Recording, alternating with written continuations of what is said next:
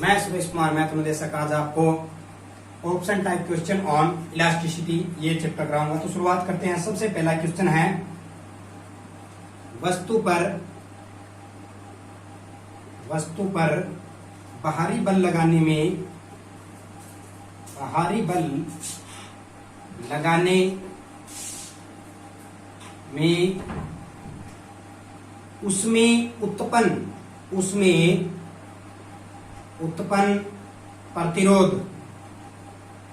उसमें उत्पन्न प्रतिरोध कहलाता है।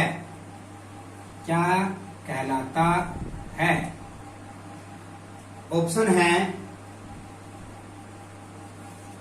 चार ऑप्शन दिए हुए हैं। प्रतिबल विकृति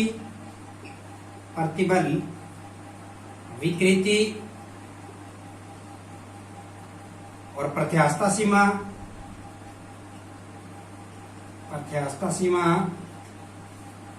और डी ऑप्शन है उपरोक्त सभी। आपको इसमें से सिलेक्ट करना है कौन सा उत्तर सही है। सबसे पहले आप क्वेश्चन को पढ़िए। वस्तु पर बाहरी बल लगाने में जब उस वस्तु में उत्पन्न प्रतिरोध होगा उसको क्या कहेंगे? कोई भी वस्तु उस पर आप बल लगाते हो तो उसके अंदर एक प्रतिरोध उत्पन्न होगा जो उस बल का विरोध करेगा, उसको क्या कहेंगे? प्रतिबल कहेंगे, जिसको दबाव भी कहते हैं या फिर स्ट्रेस भी कहते हैं। क्लियर? तो ये क्या होता है? प्रतिबल होगा। पहला क्वेश्चन था ये। नेक्स्ट क्वेश्चन देखिए। इस चैप्टर को मैंने इससे पहले बड़ी अच्छी तरह समझाया है। दूसरा क्वेश्चन है, लंबाई में परिवर्तन को दर्शाया जाता है। लंबाई में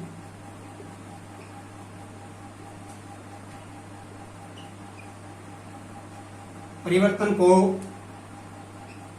दर्शाया जाता है। चार ऑप्शन है, एल, स्मॉल एल, ई या चेंज इन लेंथ। एल छोटा है ये। आपको इसमें से देखना है कौन सा उत्तर सही है। क्वेश्चन क्या है? लंबाई में परिवर्तन को दर्शाया जाता है। एल, स्मॉल एल, ई या चेंज इन एल। ये एस जो है ये इस तरह से लिखा हुआ है, चेंज इन एल ये लिखा हुआ है।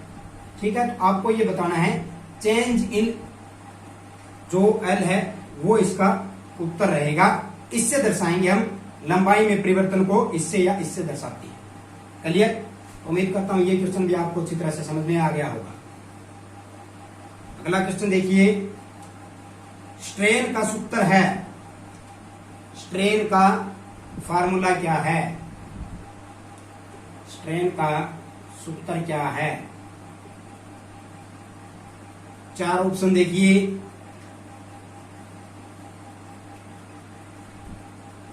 एल गुणा में एल, छोटा एल है पहले, फिर है एल डिवाइड बाई एल, फिर है बड़ा एल बटे में छोटा एल, फिर है एल बटे में 2L।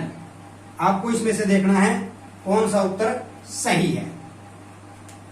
स्ट्रेन का फार्मूला क्या है? एल इंटू में एल, एल बटे एल और एल बटे में एल और एल बटे में 2L।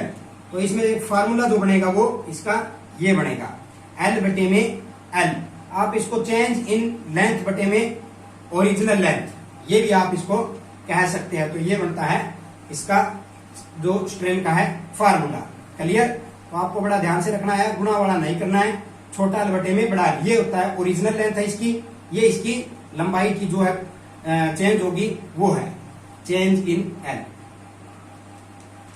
नेक्स्ट देखिए। हुक के नियमानुसार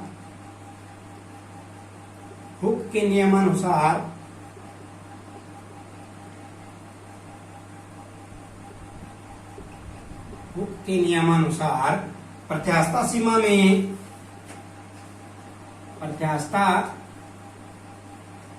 सीमा में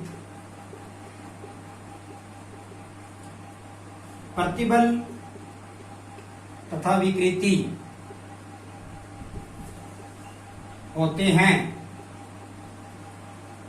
क्या होते हैं प्रतिबल और विकृति? वो आपको बताना है। क्या है कि विलोमानुपाती समानुपाती अनंत डीएसबी, इनमें से कौन सा उत्तर सही है? हुक के नियम के अनुसार मैं क्वेश्चन दोबारा रिपीट करता हूं।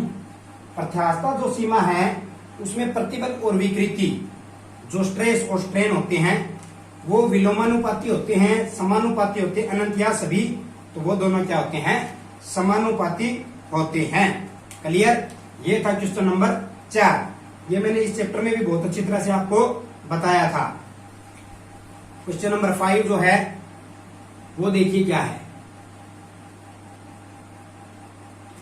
क्वेश्चन नंबर 5, विकृति की इकाई क्या है? विकृति की इकाई है, इंपॉर्टेंट क्वेश्चन है ये, सेंटीमीटर, इंच, फुट, डी है, कोई नहीं। विकृति की इकाई बतानी है आपको, कौन सी होती है इसमें से? कोई नहीं। विकृति की कोई इकाई नहीं होती है, क्योंकि ये change in length divide by original length होती है। तो जो लेंथ है उससे लेंथ कैंसिल हो जाती है, तो इकाई दोनों की कैंसिल हो जाती है। इट मीन्स इसकी कोई भी इकाई नहीं होती। क्लियर? तो विकृति की इकाई नहीं होती। ये आपका उत्तर सही रहेगा। क्वेश्चन नंबर 6 है, किस गुण के कारण धातु में लचक पाई जाती है? किस गुण के कारण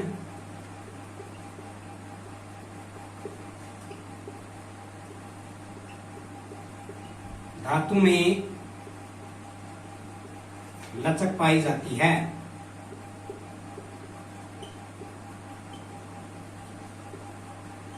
ऑप्शन देखिए, तन्यता, प्रत्यास्थता, कठोरता या सभी। इनमें से आपको देखना है किसके कारण किसी भी धातु के अंदर जो है लचक पाई जाती है, तो वो क्या कहलाती है? इलास्टिसिटी, प्रत्यास्थता या लचीलापन, तीनों एक ही के नाम है। तो यहाँ पे प्रत्यास्थता जो है ये इसका राइट आंसर रहेगा। क्लियर? ये था नंबर 6 क्वेश्चन। आगे है 7 नंबर। नंबर 7 क्या है? प्रतिबल बटे में विकृति। प्रतिबल बटे में विकृति क्या कहलाती है? प्रतिबल बटे में विकृति जो होती है उसको हम क्या कहेंगे? तो पहला है elasticities modulus, elasticities modulus. Number B है बल्क मॉड्यूल, सी है यंग्स मॉड्यूल, और डी है ए व सी दोनों। बहुत ही बढ़िया क्वेश्चन, बहुत ही इंपॉर्टेंट क्वेश्चन है कि प्रतिबल जो स्ट्रेस और स्ट्रेन उनका अनुपात जो है अगर आ जाए तो वो किसके इक्वल होगा? कौन सा मॉड्यूल वो कहलाता है? तो उसको क्या कहेंगे? इलास्टिसिटी मॉड्यूल, बल्क मॉड्यूल या यंग मॉड्यूल या एवसी दोनों। उसको हम इलास्टिसिटी मॉड्यूल भी कहते हैं और यंग मॉड्यूल भी कहते हैं। इट मीन्स ए व सी दोनों इसका उत्तर है। और इसको किसके द्वारा दर्शाया जाता है? ई द्वारा दर्शाया जाता है। जो इलास्टिसिटी मॉड्यूल है या जो यंग मॉड्यूल है, दोनों एक ही बात है। इसको किसके द्वारा दर्शाया जाता है? बड़े ई के द्वारा इसको दर्शाया जाता है। क्लियर? तो ये था इसका right answer. Number 8, question number 8 जो है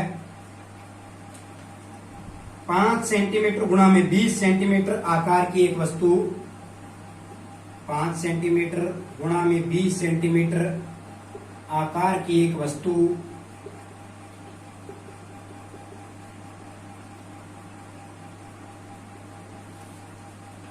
पर 50 kg बल लगाने पर प्रतिबल क्या होगा? प्रतिबल क्या होगा? प्रतिबल बराबर में क्या होगा? 4 ऑप्शन देखिए। 4 ऑप्शन है 2 kg पर सेंटीमीटर स्क्वायर, 0.2 kg पर सेंटीमीटर स्क्वायर, 0.5 kg पर सेंटीमीटर स्क्वायर या 5 kg पर सेंटीमीटर स्क्वायर। ये बहुत ही बढ़िया सवाल है कि एक जो वस्तु है जिसकी आकार दिया हुआ लंबाई गुना चौड़ाई में, ये इसका आकार है, तो इसके ऊपर अगर बल लगाते हैं 50 kg का, तो उसका प्रतिबल, उसका जो स्ट्रेस है, दबाव जो है वो क्या रहेगा? निम्न में से। तो बहुत बढ़िया सीधा सिंपल सा है कि बल लगाया 50 kg डिवाइड बाई कितने एरिया में लगाया, एरिया कितना हो गया इसका? 20 पंजे 100 सेंटीमीटर, और सेंटीमीटर की गुणा करने पे सेंटीमीटर स्क्वायर, 50 एकम 50, 50 दूनी 100, इट मीन्स 1/2 kg प्रति सेंटीमीटर स्क्वायर इसका राइट आंसर आ गया। अगर इसको आप और हल करना चाहो तो ये 0.5 kg पर सेंटीमीटर स्क्वायर आ जाता है। इट मीन्स इसका राइट आंसर सी आएगा, 0.5 kg पर सेंटीमीटर स्क्वायर। तो फार्मूला इसका क्या रहेगा? कितना बल लगाया डिवाइड बाई कितने क्षेत्रफल पे वो बल लगाया, तो इतना बल लगाया था, इतने एरिया पे लगाया था, इसका राइट आंसर आ जाएगा। उम्मीद करता हूं ये आपको अच्छी तरह से समझ में आ गया होगा। इस तरह के सवाल कोई भी अलग स्टेटमेंट से आते हैं तो आप उसको आसानी से कर लोगे। चलिए आगे है नंबर 9। क्वेश्चन नंबर 9 क्या कहता है? देखिए, किसी पदार्थ के लिए प्रतिबल, किसी पदार्थ के लिए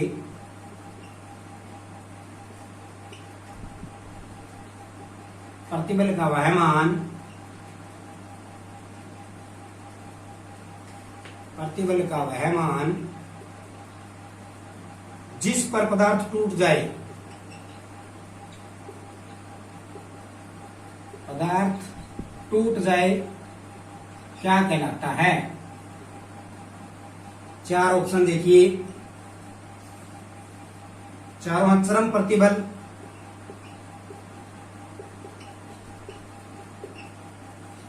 या फिर प्रभाव बिंदु, या फिर प्रत्यास्था सीमा,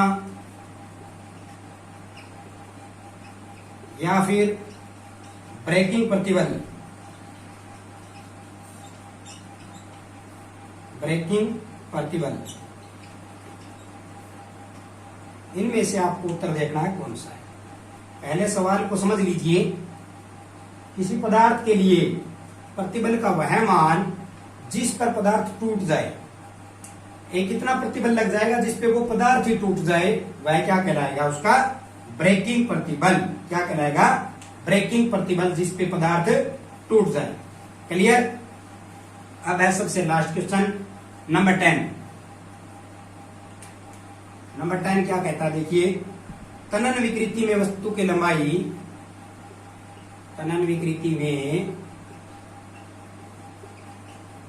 वस्तु की लंबाई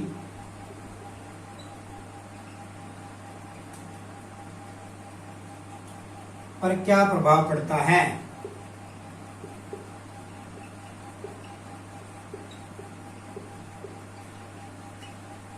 ऑप्शन देखिए 4। लंबाई बढ़ती है, घटती है, स्थिर रहती है, या सभी। सबसे लास्ट क्वेश्चन है, देखिए, कह रहा है तनन विकृति। तनन विकृति क्या होता है? खिंचाव। खिंचाव में वस्तु की लंबाई क्या होगी? उसकी लंबाई बढ़ेगी, घटेगी या स्थिर रहेगी, तो उसकी लंबाई बढ़ जाएगी। क्लियर? तो ये थे option type question on elasticity part 1 के। जल्दी मैं इसके पार्ट 2 के लिए ऑप्शन टाइप क्वेश्चन लेके आऊंगा। उम्मीद करता हूं कि ये बताए गए मेरे द्वारा ये जितने भी क्वेश्चन है ये आपको अच्छी तरह समझ में आ गए होंगे। तो इस वीडियो को अधिक से अधिक शेयर करें, लाइक करें और हमारे चैनल को सब्सक्राइब करें। Thank you so much.